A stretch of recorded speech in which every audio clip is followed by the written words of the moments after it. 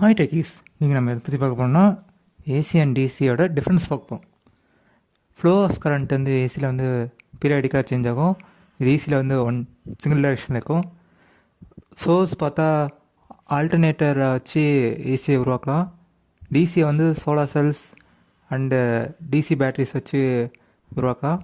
Frequency பார்த்தா ஏசிக்கு frequency இருக்கும் 50 to 60 இருக்கும். ஆனால் டிசிக்கு வந்து கான்ஸ்டன்ட்னால அது ஃப்ரீக்வன்சி 0.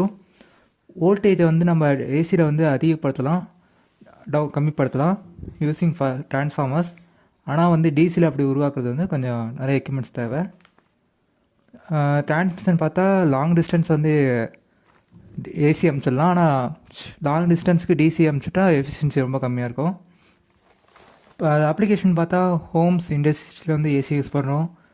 டிசி வந்து எலக்ட்ரானிக் டிவைஸ், பேட்ரிஸ், ஆட்டோமொபைல்ஸில் யூஸ் பண்ணுறோம். எனர்ஜி லாஸ் பார்த்தா ஏசியில் வந்து லெஸ் எனர்ஜி லாஸ் இருக்கும், ஆனால் டிசியில் மோர் எனர்ஜி லாஸ்.